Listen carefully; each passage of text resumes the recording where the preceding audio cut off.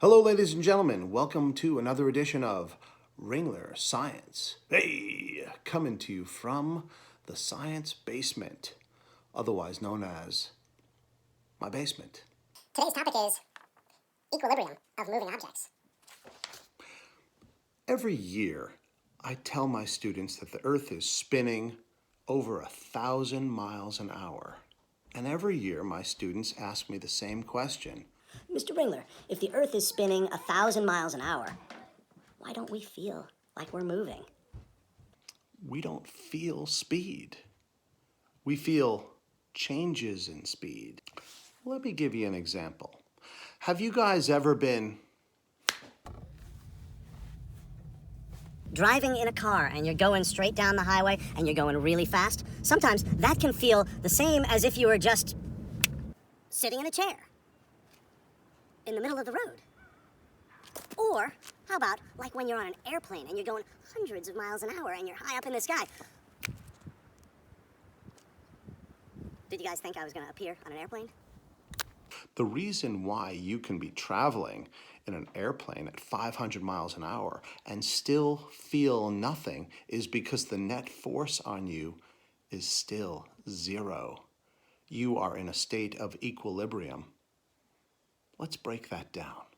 This textbook, it's not moving. It is at rest. Are there forces acting on this book?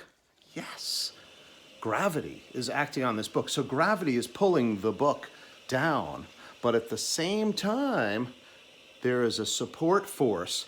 The table is pushing up on the book with an equal amount of force. So the net force on this book right now is zero. Equilibrium.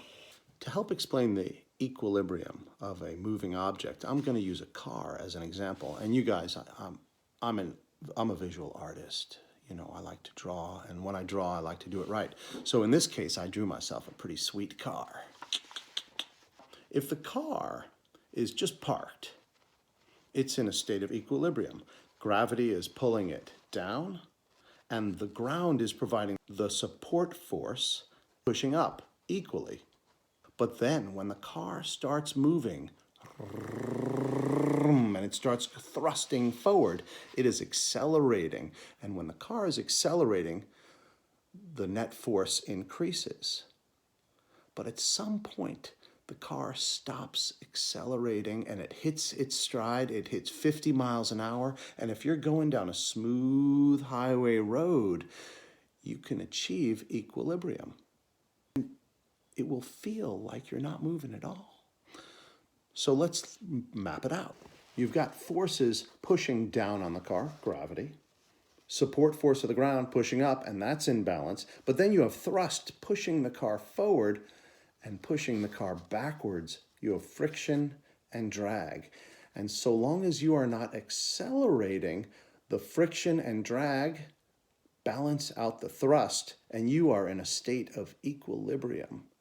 It's exactly what Newton is talking about in his second law of motion.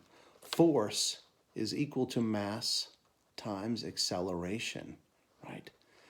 Now, acceleration, that means speeding up, slowing down, or changing direction.